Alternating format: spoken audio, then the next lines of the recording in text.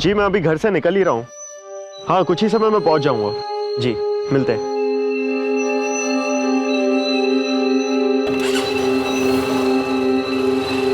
अरे मनीष बेटा, इतनी रात को कहाँ जा रहे हो? कहीं नहीं माँ,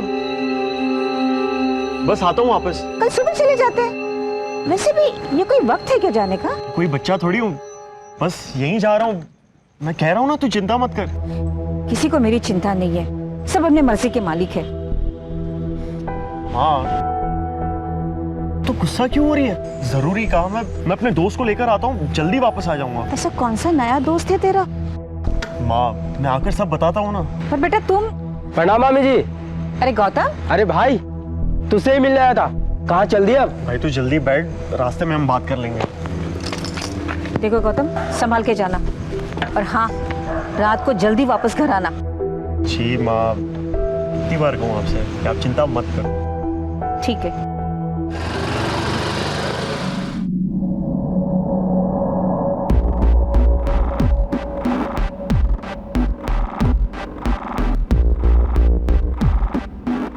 अरे वो तेरे भाई वाले चक्कर का क्या हुआ? उसका कुछ हुआ आगे? नहीं यार, अब तक तो कुछ हुआ नहीं।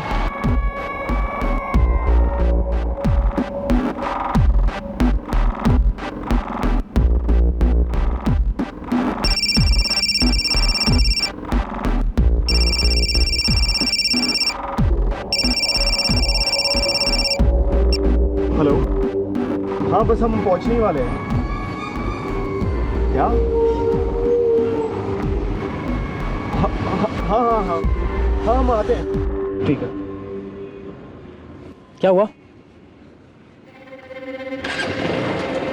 बता ना।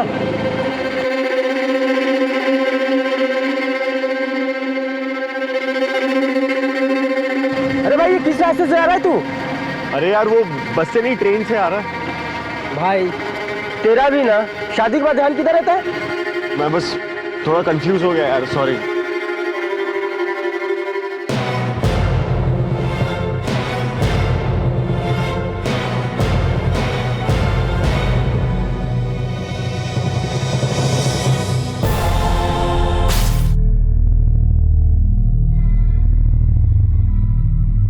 सर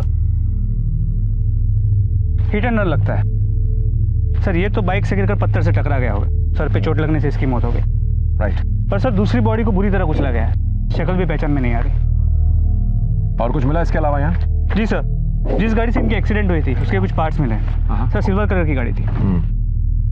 और सर दूसरी बॉडी के पास से फ़ोन और ये ड्राइविंग लाइसेंस मिला है। ड्राइविंग लाइसेंस पर नाम मनीष है सर। बॉडीज़ की पहचान करने के लिए घर वालों को बुलाया गया है। ठीक है, वायरलेस पर इस गाड़ी के बारे में जानकारी दे दो और कहो कि रास्ते में आती जाती कोई भी सिल्वर गाड़ी देखे उसकी तलाशी लो। सर। आसपास के गैराजेस में चेक करो, शायद सिल्वर कलर की कोई गाड़ी रिपेयर के लिए आई हो। सर। जिंदगी में कब क्या हो जाए इसका अनुमान लगाना लगभग नामुमकिन है, और कई बार अचानक हुई कोई घटना एक बड़े हादसे का रूप ले लेती है। मनीष और उसके परिवार के साथ भी ऐसा ही एक हादसा हुआ। मनीष की शादी के कुछ ही दिनों बाद एक रोड एक्सीडेंट में मनीष और गौतम की जान चली गई। अगली सुबह मौके पर मौजूद कुछ लोगों ने पुलिस को उन दोनों की जानकारी दी।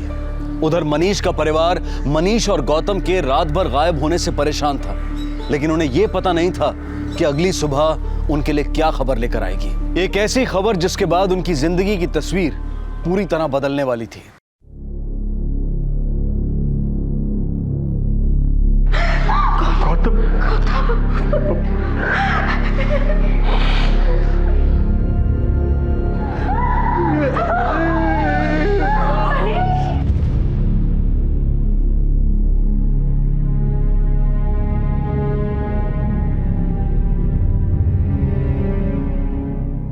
ये दोनों आपके क्या लगते थे? मनीष मेरा छोटा भाई था सर, और गौतम मेरी बुआ का लड़का। फिर अचानक ये कैसे हो गया सर? देखिए एक बार पोस्टमार्टम रिपोर्ट आ जाए उसके बाद ही हम कुछ बता पाएंगे।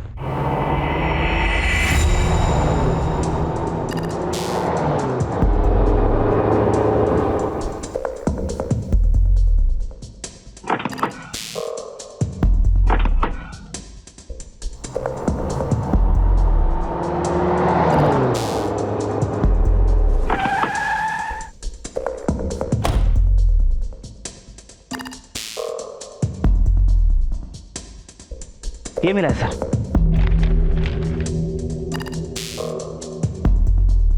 हाँ राशिद सर, किसी ने हमें फोन करके इस गाड़ी के बारे में इत्तला किया है। आसपास के लोगों से पूछा तो पता चला सुबह से यहीं खड़ी है। ये तो हिट एंड रन का केस लगता है। हाँ सर, गाड़ी की कंडीशन को देखकर लगता है कि गाड़ी से किसी को कुचल के गाड़ी यहाँ पे लाके खड़ी कर दी गई। गाड़ी वाले का पता चला कौन था? नहीं सर, लेकिन गाड़ी से ओनर के डॉक्यूमेंट्स और लाइसेंस मिले। कोई राहुल अवस्थी, अपनी छरतावल का है सर। उसका पता लगाओ और पूछताछ के लिए थाने ले आओ। सर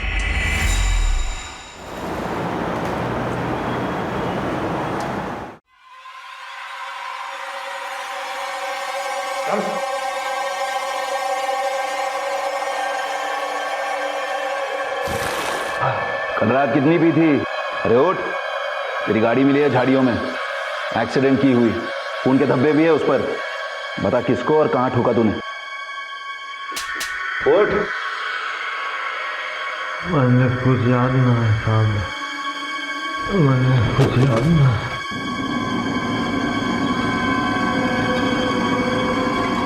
राशिद, इसे 2 दिन यहीं रहने दो। लॉकअप की गर्मी में पसीने के साथ साथ दारू जब उतरेगी ना, तब सब याद आएगा इसे। जी सर।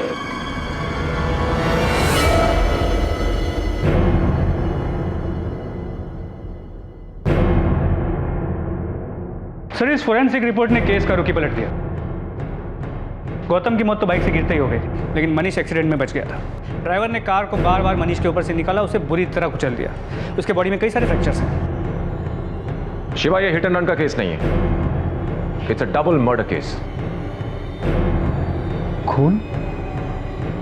लेकिन उन दोनों को भला कोई क्यों मारना चाहेगा इंस्पेक्टर साहब? वही पता करने के लिए तो हम आए। मनीष की किसी से कोई दुश्मनी तो नहीं थी? नहीं साहब, मेरे दोनों बच्चे बहुत अच्छे थे, उनका तो किसी से झगड़ा भी नहीं था। आप लोगों ने मनीष को आखिरी बार कब देखा था? उस रात को मनीष कहीं जा रहा था। अरे मनीष बेटा, इतनी रात को कहाँ जा रहे हो? कहीं नहीं माँ, बस आता हूँ वापस। ये कोई वक्त है क्या जाने का?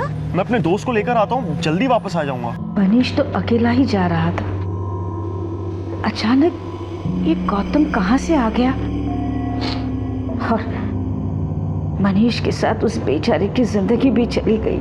जाते वक्त उसने बताया नहीं कहाँ जा रहा है, किससे मिलने जा रहा है? नहीं साहब, बहुत जल्दी में था, बिना बता ही चला गया। सीमा, जिस वक्त मनीष जा रहा था उस वक्त तुम कहाँ थे? मैं तो अपने कमरे में थी साहब। आप उस वक्त कहाँ थे? साहब, मैं और मनीष की माँ तो घर पे ही थे। मेरी दोनों बहुएं अपने अपने कमरे में थी। और तरुण, बेटा तरुण, तुम कहाँ थे? मैं भी अपने कमरे में था। ये सही कह रहे?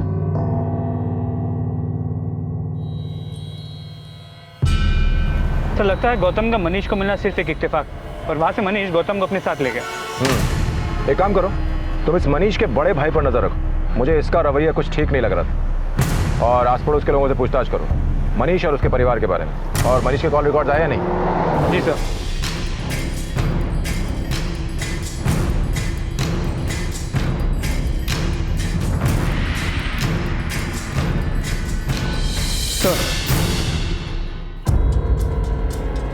सर, मनीष के कॉल रिकॉर्ड से एक इंटरेस्टिंग बात पता चली। उस रात मनीष ने अपने बड़े भाई तरुण को 2 से 3 बार फ़ोन किया, लेकिन हर बार तरुण का फ़ोन स्विच ऑफ था। इसके अलावा मनीष के फ़ोन पर एक और नंबर से 2 कॉल्स हैं। वो नंबर किसका था? कोई राहुल अवस्थी है, चरसावल।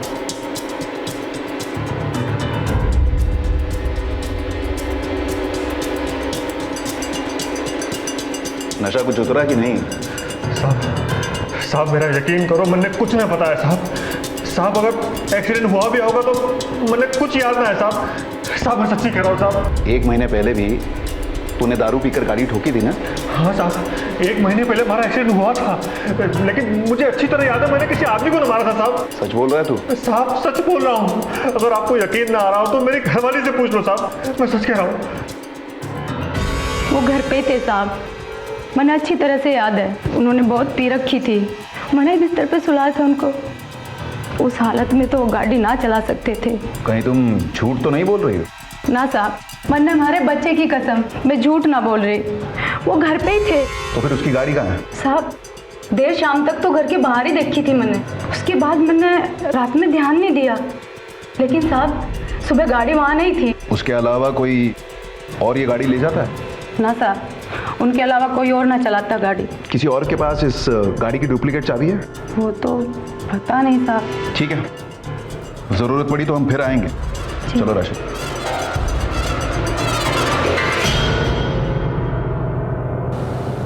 सर कहीं ऐसा तो नहीं कि राहुल अवस्थी की गाड़ी चुराई गई थी?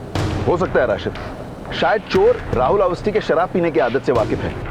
पता करो ये राहुल अवस्थी अपने गाड़ी की सर्विस और रिपेयर कहाँ करवाता है।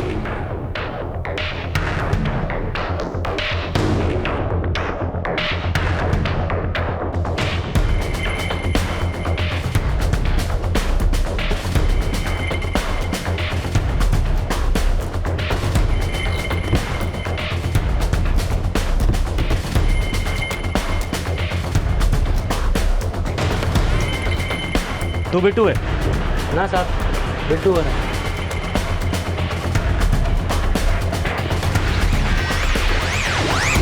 बिट्टू, राहुल अवस्थी की गाड़ी तेरे गैरेज में आती है? हाँ सर, क्या हुआ? उसकी डुप्लीकेट चाबी है तेरे पास? सब चाबी तो जो भी कस्टमर के पास गाड़ी छोड़ते हैं वो चाबी भी छोड़ के जाते हैं। क्यों, क्या हुआ सर? राहुल से पूछताछ के दौरान पुलिस को कहीं ना कहीं यह लगने लगा था कि शायद मनीष का कत्ल करने वाला कोई और है, लेकिन मनीष और गौतम के कत्ल का कारण क्या था, इससे अब तक पुलिस अनजान थी। आखिर वो ऐसी कौन सी नफरत थी जिसकी वजह से मनीष का इतनी बेरहमी से कत्ल हुआ?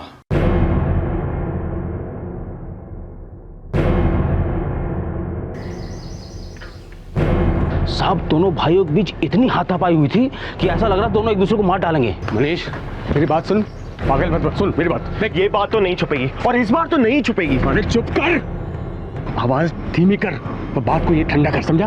कोई जरूरत नहीं किसी को कुछ बताने की। इस बार मैं चुप नहीं बैठूंगा और आपके बारे में सब कुछ बता दूंगा। आखिर लोगों को भी तो पता चले किस तरीके के आदमी हैं आप। क्या बोला तू? अपने बड़े भाई से जबान लड़ता है तू? एक बात कान खोल के सुन ले, अगर तूने किसी को भी बात बताई ना, किसी को भी, तो जान से मार दूंगा मैं, जान से मार दूंगा मैं।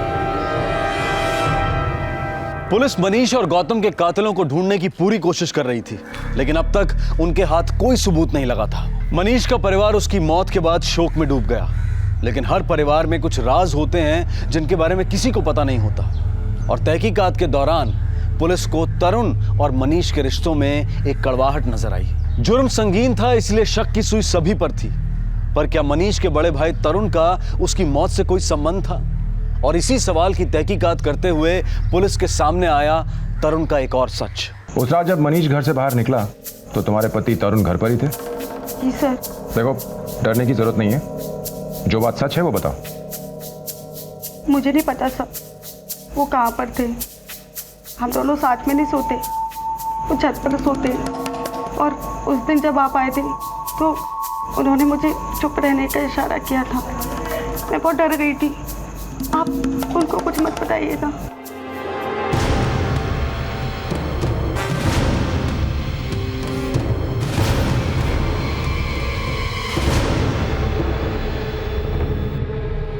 जिस रात मनीष का कत्ल हुआ उस रात उसने तुम्हें 2-3 बार फोन किया था, लेकिन तुम्हारा फोन लगातार बंद आ रहा था। उसने इतनी देर रात तुम्हें फोन क्यों किया? देखिए फोन, इंस्पेक्टर साहब, मैं आपको पहले बता चुका हूँ कि मैं उस रात घर पे ही था। तुम्हारी पत्नी ने हमें बताया कि तुम उस रात घर पर नहीं थे। सच सच बताओ, तुम कहाँ थे? मैं अपने दोस्तों के साथ बाहर था सर। वापस कितने बजे आए? तकरीबन 3 बज गए होंगे सर। यानी मनीष और गौतम की मौत के बहुत देर के बाद, और पूरे घर में से उस रात सिर्फ तुम ही घर से बाहर थे। इंस्पेक्टर साहब आप कहना क्या चाह रहे हैं आप? मैं वही कह रहा हूं जो तुम समझ रहे हो। तुम्हारे पड़ोसियों के मुताबिक मनीष की कत्ल से एक रात पहले तुम दोनों के बीच में बहुत बड़ा झगड़ा हुआ था। इतना बड़ा कि तुम दोनों एक दूसरे को मारने पर उतर आए थे। क्यों? इंस्पेक्टर साहब देखिए, भाइयों के बीच में तो ये सब होता रहता है। बात को घुमा मत और सच सच बताओ कि झगड़ा क्यों हुआ था। अरे बता देना, क्यों लड़ रहे थे? बाबूजी मुझे कुछ ठीक से याद नहीं है। सच सच बताते हो, नहीं तो और भी तरीके हमारे पास याद दिलाने के।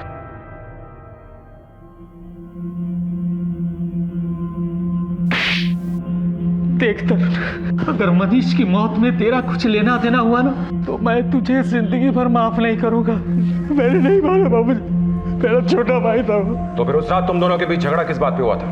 इंस्पेक्टर साहब, मैं रोहिणी सराय में एक वैश्या से मिलने जाता हूँ और वहाँ एक बार मनीष ने मुझे देख लिया था। तू बोले तो तेरे साथ जिंदगी भर यहाँ रह जाऊं, लूटना मत।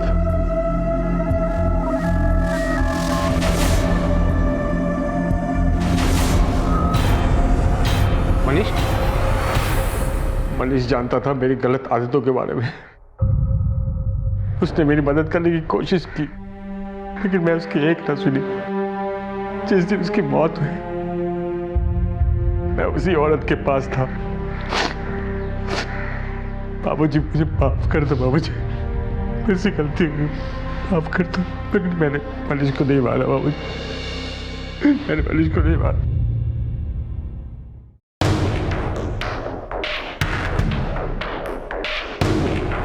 सर,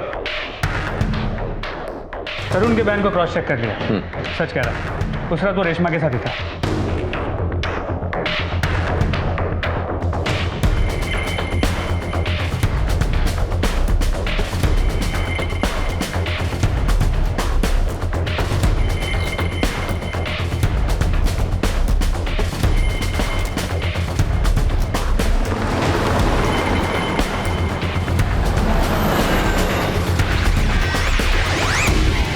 साहब, मैं सहारनपुर में किसी मनीष को न जानता।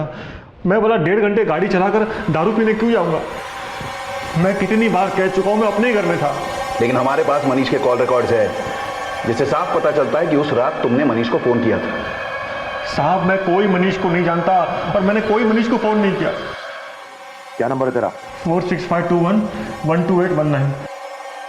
सच बोल रहे हो? हाँ साहब, आप चेक कर लो। ये वो नंबर नहीं जिससे मनीष को कॉल आया था।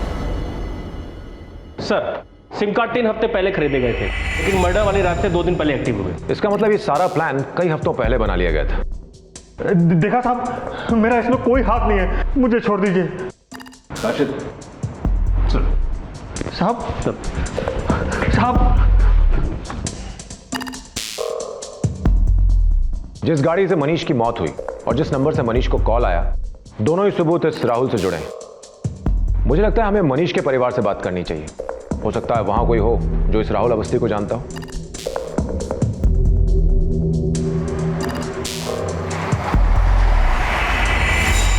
हमारे परिवार में इस नाम का कोई नहीं साहब, और जहाँ तक मुझे पता है मनीष का भी इस नाम से कोई दोस्त नहीं है। वैसे साहब, राहुल अवस्थी है कहाँ का? चरथावल का। हमारे घर में कोई है जो चरथावल से है। कौन?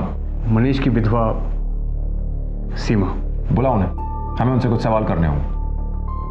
जी, वो कुछ दिन पहले उसके घर वाले आए थे और उसे अपने साथ ले गए। अच्छा, ये बताइए, मनीष और सीमा के बीच में रिश्ता कैसा था?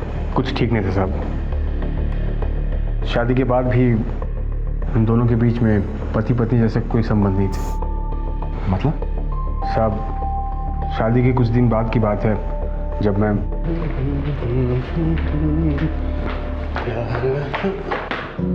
ओहो, क्या बात है भाई? हाँ मनीष बाबू, और तो सीरियस भी हो गया शादी के बाद? क्या बात है बता। अरे घर का लाडला है तू, बता क्या बात है? सीमा से बात हुई क्या? भैया ऐसी बात नहीं है, सीमा तो हमें हाथ भी नहीं लगाने देती, और कभी कभी तो हमें ऐसे लगता है कि सीमा चाहती नहीं है कि हम उसे कभी हाथ लगाएं। बल्कि खाना खिलाते वक्त गलती से अगर हमारा हाथ उसे छू भी जाए ना, तो अपना हाथ ऐसे खींच लेती है जैसे कोई जहरीला बिच्छू से काट खाया हो। मेरी घरवाली भी जानती थी कि मनीष और सीमा के बीच में कुछ ठीक नहीं था साहब। आप चाहे तो उससे पूछ सकते हैं साहब। तुम्हारे पति तरुण का कहना है कि मनीष और सीमा के बीच में रिश्ते ठीक नहीं थे। क्या तुम्हें भी ऐसा लगता है? सर, उस दिन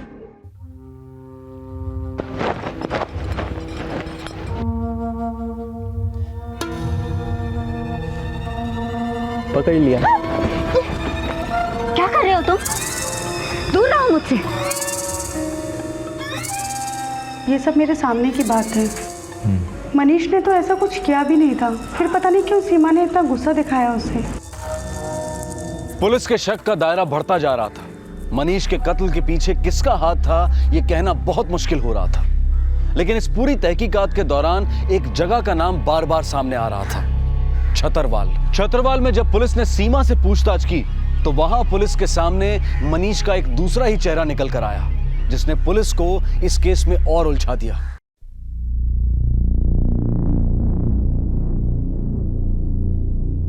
सीमा, तुमसे कुछ सवाल करने हैं, तुम्हारे और मनीष के बारे में। शादी के बाद तुम्हारे और मनीष के रिश्ते कैसे थे?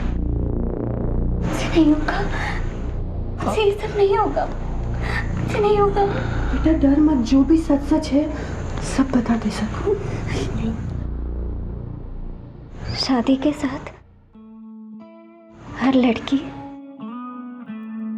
बहुत सारे सपने देखती है। उसका नया घर,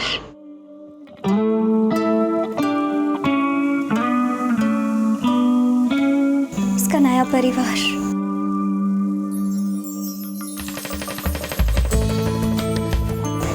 एक बहुत ही प्यार करने वाला पति। लेकिन मेरी शादी जब मनीष के साथ हुई तो मुझे ऐसा लगा जैसे मुझे कोई श्राप मिल गया उसे। वो हमारे शादी की पहली रात थी।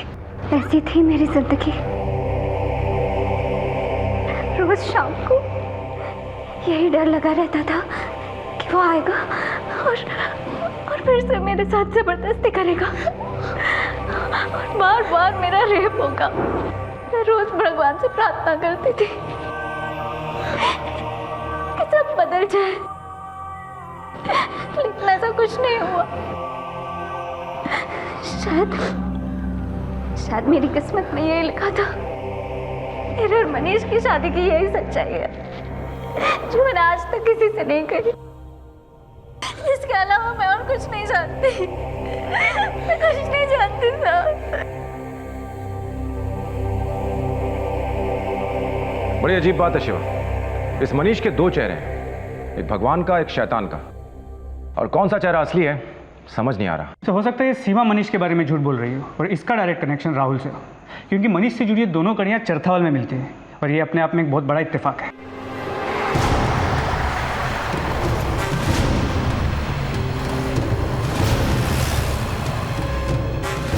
साहब, अब ये सीमा कौन है? आप रोज नए नए नाम लेकर मुझसे सवाल करते हो। जितना सवाल किया गया उतना जवाब दे। तुम सीमा को जानते हो या नहीं? साहब, मैं सच कह रहा हूं, मैं किसी सीमा को नहीं जानता। साहब, अब तो मैंने शराब पीनी भी छोड़ दी है। साहब, अगर आप लगातार मुझ पर ऐसे इल्जाम लगाओगे तो मेरी शादीशुदा जिंदगी बर्बाद हो जाएगी। मैं जो कुछ भी जानता था मैं सब कुछ आपको पहले ही बता चुका हूं।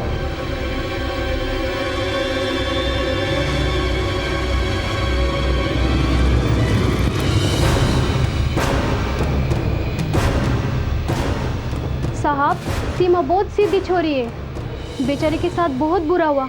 अभी भी तो उसकी शादी हुई थी। सीमा, वो तो हमारे आंखों के सामने बड़ी हुई है। गुप्ता साहब की लड़की? ना ना साहब, हमने कभी उसके बारे में कुछ गलत नहीं सुना। बहुत अच्छी लड़की हो।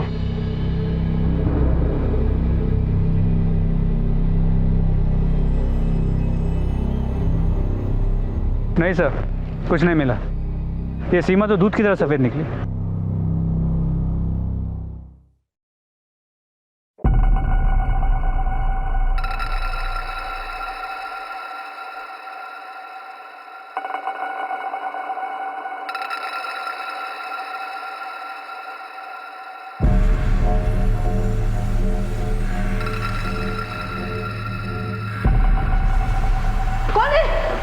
चोर? क्या हुआ प्लीज़? चोर! घर में चोर घुस रहा, देखिए। चोर? कौन? चोर! कौन है वहाँ? कौन? क्या हुआ? देखिए बेटा, घर में चोर आ गया है। देखो, रुको, कौन है? रुको, ठहरो।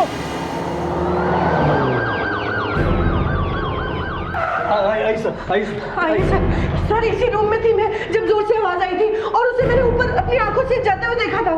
क्या यहाँ पर? हाँ सर, ऊपर गया था, वो देखिए।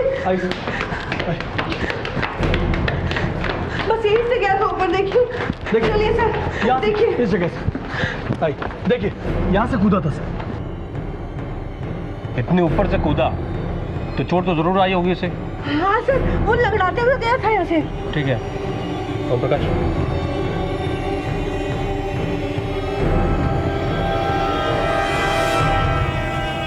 शर्मा जी, ये है राहुल के गाड़ी की फोरेंसिक रिपोर्ट। उसकी गाड़ी पर कोई फिंगरप्रिंट्स नहीं मिले। और जिस हाल में राहुल गिरफ्तार हुआ उस हाल में यह मुमकिन नहीं है कि उसने एक्सीडेंट करने के बाद गाड़ी से फिंगरप्रिंट साफ कर दिए हों। जी हाँ, इसका मतलब यह है कि कोई राहुल के शराबी होने का फायदा उठा रहा है। और कल रात और एक बात हुई। क्या? कल रात सीमा के घर एक चोर घुस आया था। वो सीमा के कमरे के बाहर था, तब सीमा के घर वालों ने शोर मचा दिया और वो वहां से भाग गया। आपका मतलब वो चोर सीमा से मिलने आया था? हाँ शायद, क्योंकि शर्मा जी अगर उसे चोरी ही करनी थी तो सारा सामान तो नीचे के कमरों में था, जिसे छोड़कर वो पहली मंजिल पर बने सीमा के कमरे की तरफ जा रहा था। अभय जी, मुझे लगता है कि इस चोर का सीमा के साथ कोई ना कोई कनेक्शन है, और अगर ये सच है तो इस केस में बहुत अहम पहलू हो सकता है। इसलिए मैं अपने 2 आदमी सीमा के घर के बाहर तैनात कर रहा हूं। सीमा पर हमारी 24 घंटे नजर बनी रहेगी।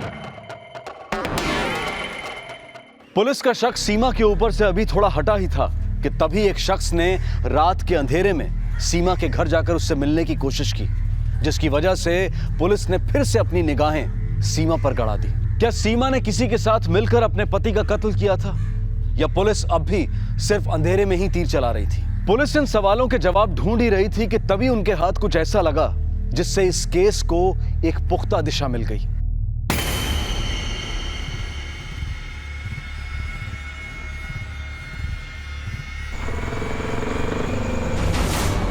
ये कौन है सर? इसको तो कहीं देखा है।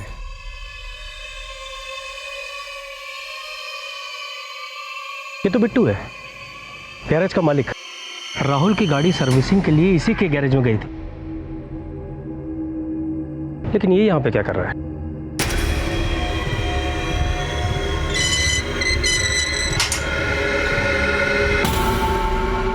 आ गया बेटा? हाँ, लो देखो जरा।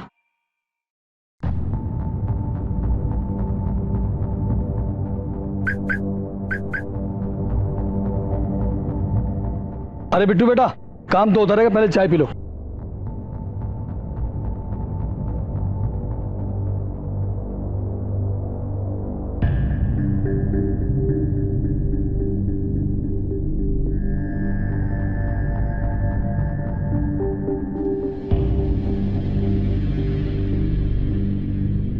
इसके पाँव में तो चोट लगी है।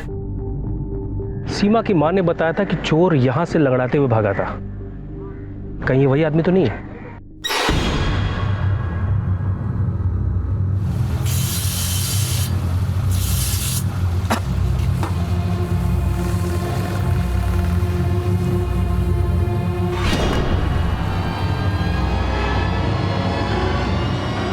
सर आप फिर आ गए? चाय बोले, तुम गरम गरम बोल। ये चाय वाय छोड़ो, ये बताओ तुम्हारे पैर को क्या हुआ? वो मैकेनिक आदमी हो साहब, काम ही ऐसा, छोटी मोटी चोट तो लगती रहती है। ये बताओ तुम सीमा को कैसे जानते हो? सीमा मतलब कौन सी? सर पे भी चोट लगी है क्या? आज सुबह तो मिले थे उससे, उनके घर जाकर गाड़ी ठीक की थी तुमने। अच्छा, गुप्ता जी की बात कर रहे हैं हम लोग, उनकी बेटी की बात कर रहे हैं। सर इतना सारा लोगों का काम करते नाम थोड़ी याद रखते हैं। सीमा के पति मनीष का कत्ल हो चुका है, ये तो पता ही होगा। उसी की तहकीकात के लिए आए हम लोग। मनीष का जिस गाड़ी से कत्ल हुआ वो राहुल की थी, और वो तुम्हारे गैराज में सर्विस के लिए आती थी। इसका मतलब तुम उन सभी को जानते थे। बहुत छोटा सा शहर है सर, यहाँ हर आदमी एक दूसरे को जानता है। इसका मतलब ये नहीं कि इस मर्डर से मेरा कोई लेना देना है।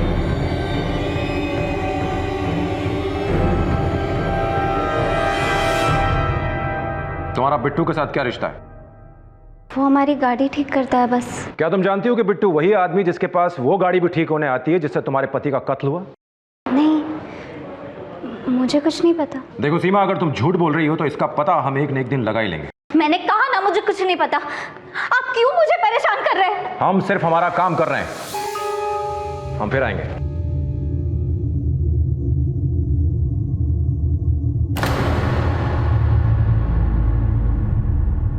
शिवा, सीमा और बिट्टू के कॉल रिकॉर्ड्स निकलवाओ। चेक करो दोनों में कोई कॉल एक्सचेंज हुए या नहीं हुए। जितना दिखाई दे रहा है उससे कहीं ज्यादा गहरा रिश्ता है दोनों में।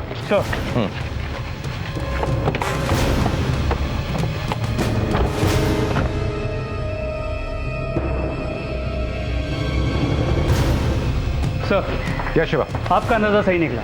सीमा और बिट्टू का रिश्ता काफ़ी पुराना है। उन दोनों के बीच काफ़ी कॉल्स भी एक्सचेंज हुए, लेकिन मनीष और सीमा की शादी के बाद उन दोनों की बातचीत बंद हो गई। और राहुल? सर, राहुल का इन दोनों से कोई कांटेक्ट नहीं। लेकिन एक बहुत ही इंटरेस्टिंग बात है। वो क्या? सर, मैंने पूरे कॉल रिकॉर्ड को स्कैन किया तो पता चला है सारे नंबर्स लोकल एरिया के सिवाय इस एक नंबर के। ये नंबर चरतावल का नहीं है, ये देहरादून का है, किसी गायनेकोलॉजिस्ट के क्लिनिक का। तो इस नंबर का हमारे इस केस से क्या कनेक्शन है? सर, फरवरी में बिट्टू ने अपने नंबर से इस नंबर पर 2 से 3 बार फ़ोन किया। इस बिट्टू को गायनेकोलॉजिस्ट की क्या जरूरत पड़ गई, वो भी चरथावल छोड़ के देहरादून में? सर, इंटरेस्टिंग बात तो ये है कि जब जब बिट्टू ने इस नंबर पे फ़ोन किया उसके तुरंत बाद उसने सीमा को भी फ़ोन किया। शिवा, ये कुछ बहुत बड़ा चक्कर लग रहा है। देहरादून के क्लिनिक जाकर चेक करते हैं। सर, कम।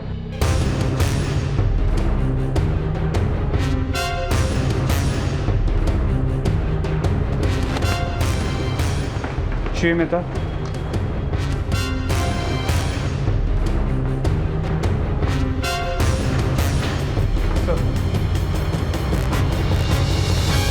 इंस्पेक्टर साहब, नए कानून के तहत हमें अबॉर्शन से संबंधित सारी जानकारी, सारे रिकॉर्ड्स रखने ही पड़ते हैं। आपको जो भी जानकारी चाहिए यहाँ से मिल जाएगी। Thank you. मैडम, ये नंबर यहाँ दर्ज है, देखिए। कोई मिस्टर बिट्टू एक लड़की के साथ यहाँ पे आए थे। जी सर, 1 मंथ प्रेग्नेंट थी ये लड़की। मैंने इसे अबॉर्शन के लिए कुछ दवाइयाँ लिखी थी। क्या वो यही लड़की थी? हाँ, यही थी। Thank you doctor. सर। हाँ शिवा, बोलो। सर, मैंने कॉल रिकॉर्ड्स को दोबारा चेक किया तो पता चला बिट्टू उस रात सहारनपुर में था जिस रात को मनीष का मर्डर हुआ, और उसका फ़ोन भी उसी जगह पे स्विच ऑन हुआ जहाँ पर राहुल का फ़ोन स्विच ऑफ हुआ था। शर्मा जी, ये महज एक इत्तेफाक नहीं हो सकता। हो ना हो, ये बिट्टू ही वो आदमी है जिसकी हमको तलाश है। उसी ने राहुल की गाड़ी के पेपर्स चुराए और राहुल के नाम का एक सिम कार्ड खरीदा। हमें इस बिट्टू को उठाना होगा।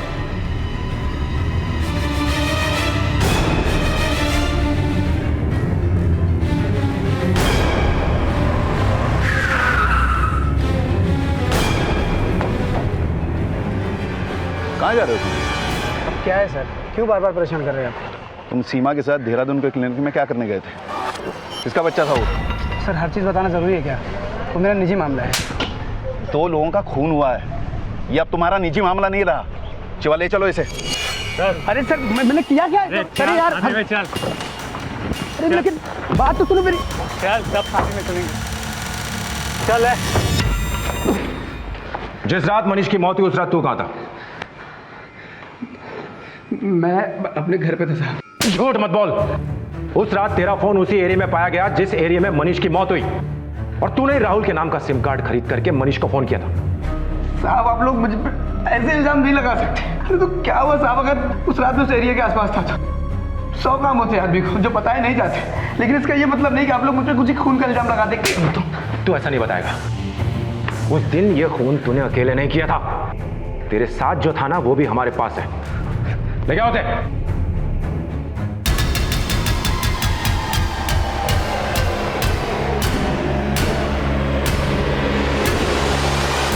तुम दोनों तो एक दूसरे को जानते हो ना? क्या बेटो? साहब, मैं कबूल करता हूँ कि मनीष का खून मैंने किया है। इसमें सीमा का कोई लेना देना नहीं है, ये एकदम बेकसूर है साहब। तुम दोनों को देख के लगता तो नहीं कि खून किसी एक ने किया होगा। साहब, ये जो कुछ भी हुआ सब मेरा किया धरा है।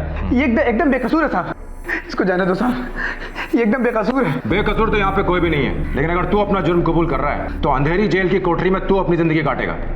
सीमा को लेकर जाओ, इससे हम बाद में बात करेंगे। अभी जरा इसकी मरम्मत करते हैं। नहीं साहब, नहीं। बिट्टू बिल्कुल बेकसूर है साहब, इसने कुछ नहीं किया। ये सारा इल्ज़ाम अपने सर पर ले रहा है क्योंकि ये मुझसे बहुत प्यार करता है साहब, और मैं भी इससे प्यार करती हूँ। कब से चल रहा है सब? शादी से पहले बिट्टू मुझे गाड़ी चलाना सिखाता था।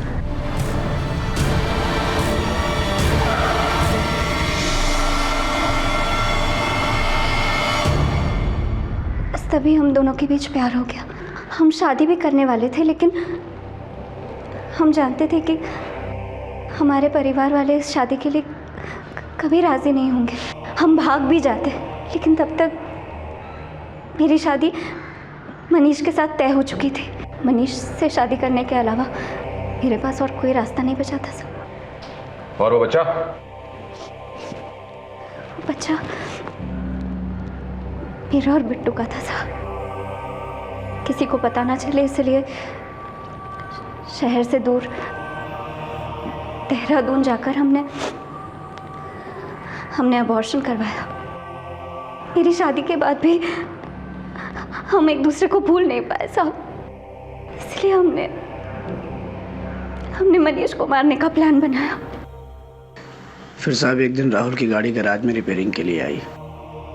मैंने गाड़ी का लॉकर खोला तो उसमें राहुल का डॉक्यूमेंट था और गाड़ी के पेपर थे।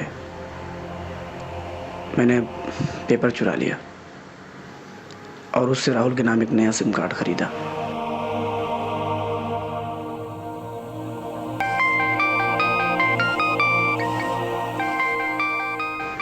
और फिर मनीष को आनंद बनकर, मतलब सीमा का कज़न बनकर मैंने फ़ोन किया। हेलो हेलो मनीष, अरे मैं आनंद बात कर रहा था भाई, सीमा का कज़न। अच्छा सुनो, मुझे तुमसे कुछ काम था। हाँ हाँ बिल्कुल, आप सीमा के भाई हैं, बताइए क्या काम निकला है।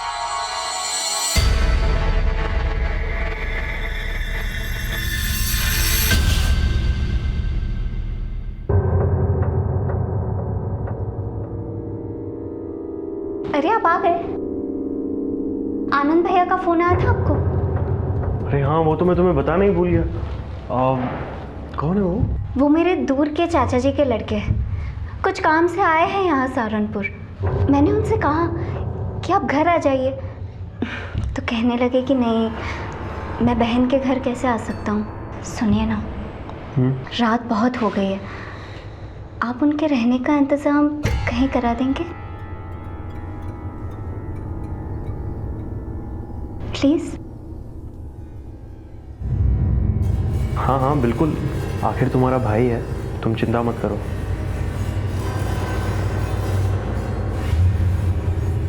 फिर मैंने मनीष को फ़ोन करके बताया कहाँ मिलना है।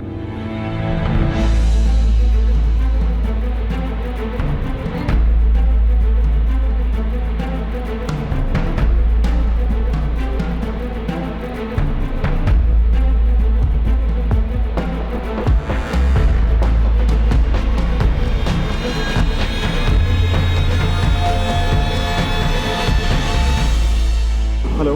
हाँ, कहाँ पहुँचे? हाँ बस हम पहुँचने ही वाले हैं। अच्छा सुनो, मैं बस से नहीं आया हूँ। क्या? मतलब ट्रेन से आया हूँ, तो रेलवे स्टेशन पे आके मिला।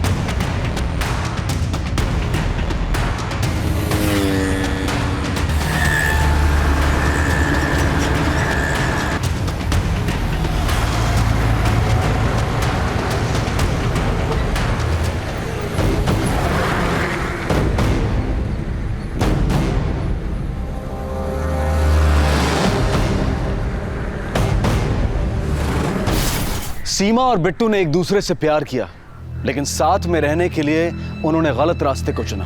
बिना मन से की गई शादी में कई लोगों की जिंदगियां बर्बाद हुई हैं और मनीष से शादी करने के बाद सीमा ने उससे बाहर निकलने के लिए एक गलत तरीके को अपनाया और उस तरीके में साथ दिया उसके प्रेमी बिट्टू ने, जिसकी वजह से 2 निर्दोष लोगों की जान चली गई। सीमा और बिट्टू द्वारा उठाए गए इस गलत कदम से आज कोई भी खुश नहीं है। मनीष का परिवार इस सदमे में है कि जिस बहू को वो अपने घर की लक्ष्मी बनाकर लाए थे, उसी ने उनके बेटे की हत्या की साजिश की। वहीं सीमा के माँ बाप को विश्वास नहीं हो पा रहा है कि उनकी बेटी ने इतना गलत और इतना बड़ा कदम उठा लिया। सीमा और बिट्टू ने एक कदम एक दूसरे के साथ रहने के लिए उठाया था, लेकिन आज उनका प्यार अलग अलग जेल की 4 दीवारों में कैद है। सीमा को आईपीसी की धारा 302 और 120 और बिट्टू को धारा 302 के तहत कत्ल के आरोप में दोषी करार दिया गया है। दोनों को जल्द ही सजा मिलने की उम्मीद है। आपसे फिर मुलाकात होगी अगले एपिसोड में और खुलासा करेंगे एक और जुर्म का। तब तक अपना और अपने परिवार का ख्याल रखें और देखते रहें क्राइम पेट्रोल। सबक एक को, सीख हम सबको। जय हिंद।